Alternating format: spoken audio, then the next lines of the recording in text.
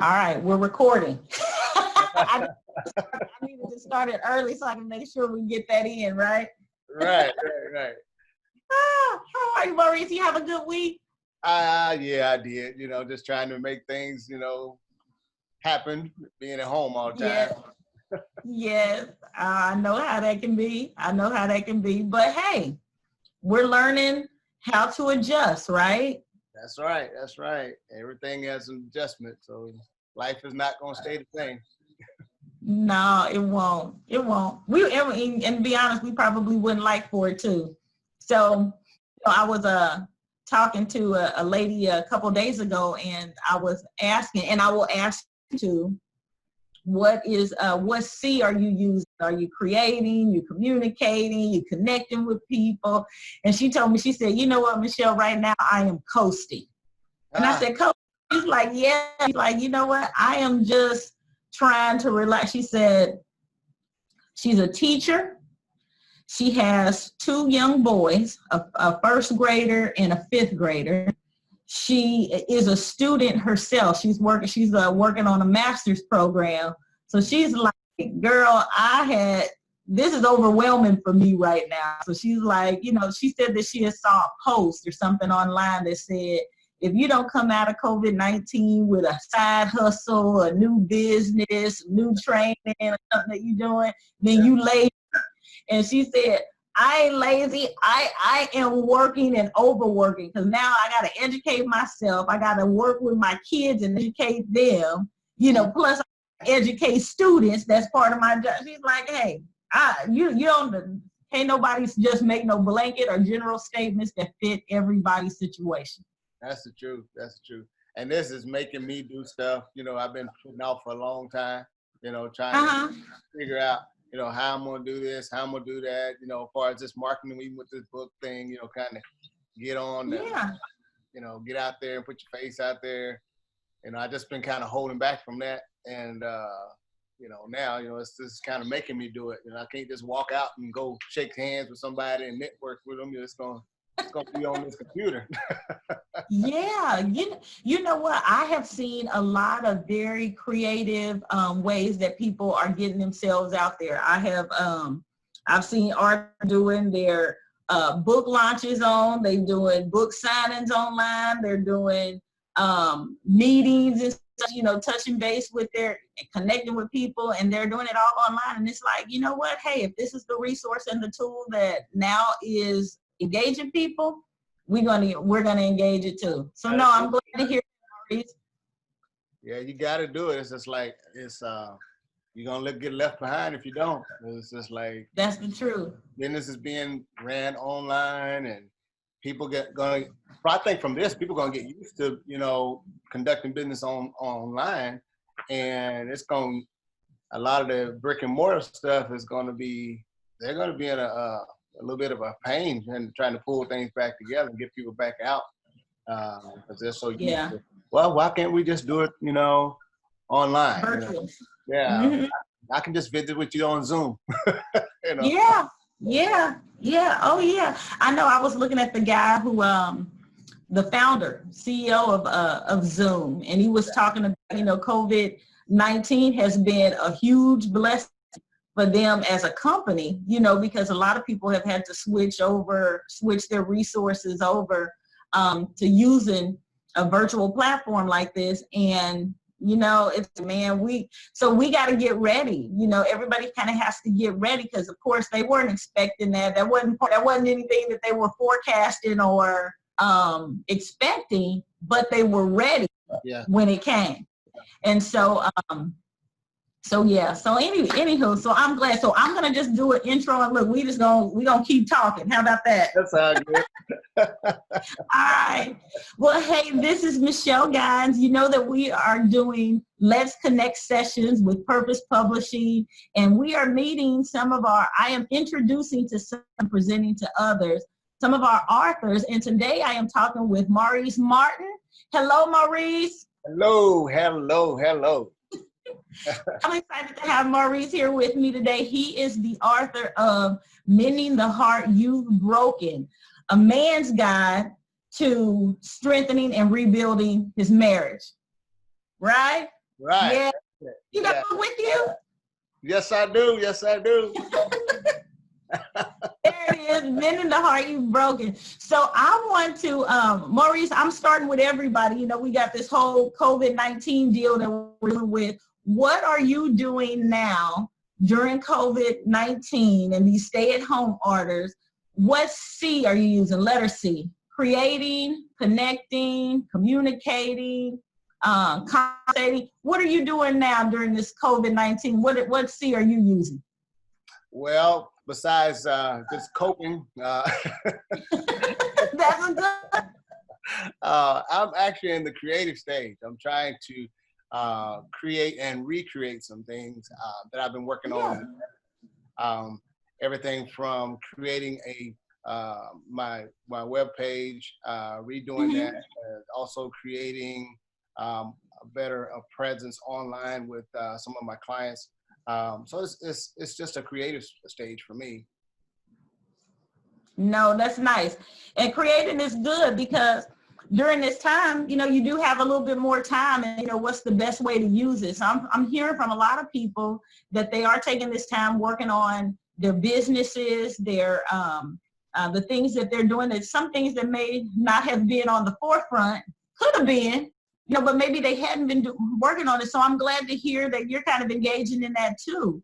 Now, Maurice, you were telling me that you are now, before I ask that question, I want you to, why don't you share with folks who you are and what you do and kind of what made you write the book? Okay. Yeah. I'm Maurice Martin. I'm a lot of things, but for the for the purpose of this talk, I'm actually a coach, a marriage coach. I'm also a mentor. For years, my wife and I have coached marriage couples with their relationships when they got in some troubled times, or if they just wanted to talk to someone to, you know, sometimes you just need to talk to somebody to rekindle the fire or keep things going in the right direction. We've also done a ton of premarital counseling. There's no way you can get into something like a marriage and not have all the tools that you need to go through that, making that decision process. And then what sparked me to write the book was really the fact that my wife and I, you know, we've been married now for almost, well, Monday will be 35 years. And 35 years, that's fantastic. yeah, 35 years. And, you know, when we first got married, we didn't have counseling. We didn't have coaching. We didn't have a process to help us before we got married. We had about a 30-minute session with the pastor, and that was pretty much it. And we had to figure out things on our own. And so the 35 years, you know, we had some ups and downs. We had some hurdles, some challenges, everything, you know, you name it. Yeah. And so somewhere in there, we had a huge challenge and caused me to sit back and really think about my role that I played in it getting to this point. And so at that point, you know, I started asking God, you know, hey, you know, how do I fix this? Or God, really, I was telling God to fix it. I was like, hey, Lord, you need to fix this. You need to fix this woman. You know, I'm, you know, doing everything I can. And God just simply told me, he said, it's not me that broke it. You know, you're the one that broke the relationship. You're going to have to fix it.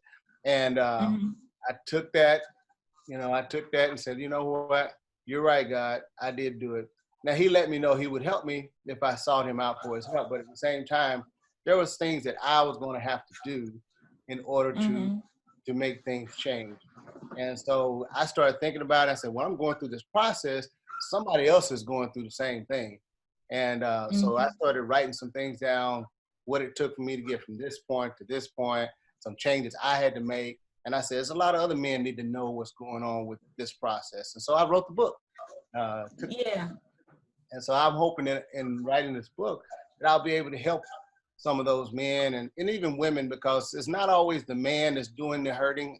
It's sometimes those women are hurting those men too.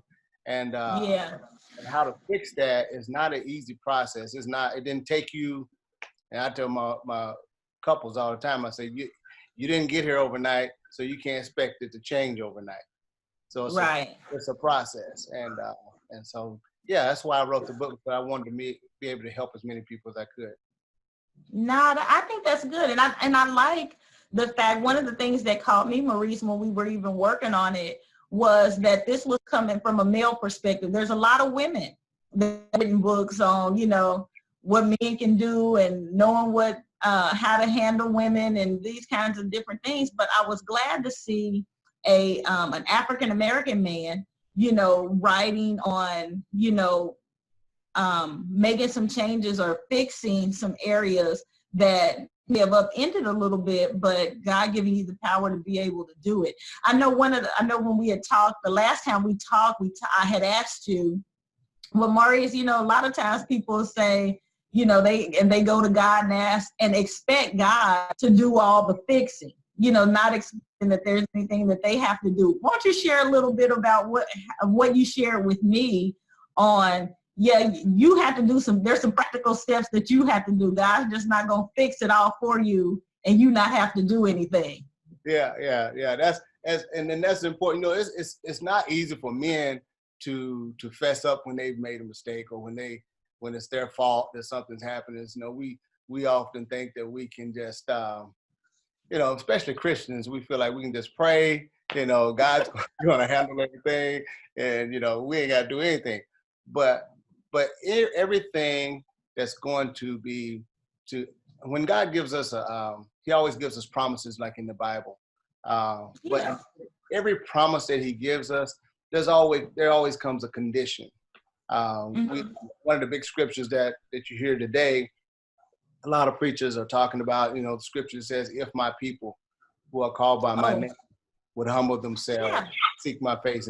And he said what he would do is he would heal the land. And so we focus a lot on what God would do, but the beginning of the scripture said, if my people would. So there's some things that we have to do in order to get this process going. Now, God is of course, he's going to do his part, but we have to there's always a piece that we have to do. Right. And it's just like with one of the things in my book I talk about is listening with your heart versus just listening with your ears. We can hear somebody saying something, but are we truly listening with the intent to change? And right. So now that part is not left on God. That part is on us. We have to do that part. And sometimes I used to listen to my wife. She'd be talking, and I would be like, yeah, okay, babe, okay. But I'm not really listening with the intent to understand where she's coming from. And so if I'm not doing that part of the process, how am I going to ever mend that part of the communication if I'm not doing my part? Right. No, I think that is super important. And you're right that you said a pivotal word, which was intent. Because a lot of times we're listening for our turn to speak. We are listening for we're listening, but kind of like you said, not really listening with heart, and if it is not our intention to really do anything with what we have listened to or what we have heard, then nothing will change. So I think that's so important, and I encourage men, as much as I can, to pick up the book, because I think that it's a benefit and a blessing coming from another man. I really do. And so I'm glad that you wrote the book. And I was going to ask you also, you guys are going to be hitting 35 years here on Monday. What does your wife say about the transformation? Or what does she say about you being changed? Everybody's always looking at, was there a real good result? Was she saying that there was a good result from what you're sharing with other people in the book? Yeah. But I tell you, this has been a great experience. I put it like that, to hear her speak, because we often, when we talk to other couples, she'll shock me with some of the things that she says about me, because you don't always sit down with your husband and tell him, oh, you're just this and oh, you're just that. Especially as, I don't know, Black couples sometimes have a problem with that. But anyway, but to hear her say things about, well, my husband used to do this, but he doesn't do it anymore. Or he, now he listens to me, or those things that I hear her saying lets me know, how far I've come. And so she is definitely an advocate for the book and the things that we've been through.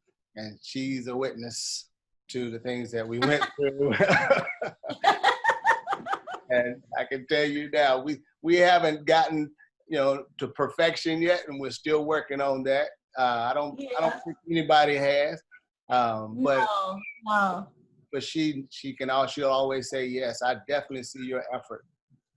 No, that's good. We want to see the effort. No, I think that's a blessing. Maurice, so I want to make sure that we get this in. People can connect with you. Give us the ways that people can connect with you. Yes, absolutely. They can connect with me online on my website, which is mauricemartin.online, mauricemartin.online. Or they can actually link up with me on Facebook, which is at Maurice Martin Ministries, or Twitter, which is the same, at Maurice Martin Ministries. So everywhere there's a social media account, I'm there. Just type in my name and you'll find me. And we will find you. Well, awesome. And Maurice, you told me you've got an office too now up north where you're doing some of the marital coaching. So if people need to reach out to you as a marital coach, if they want to get copies of the book for themselves or book club or clients, they can certainly reach out to you. It has been a pleasure, Maurice. I love talking to you. Glad we had this time to do this again. Yes. Any last things that you would want to say or want to share with anybody, or kind of a closing thought? I would definitely, if this message goes out during this time that we're all locked in and shut in, I want to encourage the couples that, I know this is hard times because they're not used to being in the same place for 24/7. You at some point you go to work, the other one may go to work, and then you come home. But now it's causing some challenges being together all the time. I just want to say, hang in there, buckle down, and use this time to learn more about your spouse and how you can be more bonding rather than abrasive, because we become abrasive when we get frustrated because we can't go out or we can't do this, we can't do that. But use this time to band together. And that's a good one, Maurice. Well, thank you. This has been Michelle Guines with a Let's Connect session with Maurice Martin. And I am so glad that you joined us today. Tune in next time and see who else we're talking to. Goodbye. Have a good day, everybody.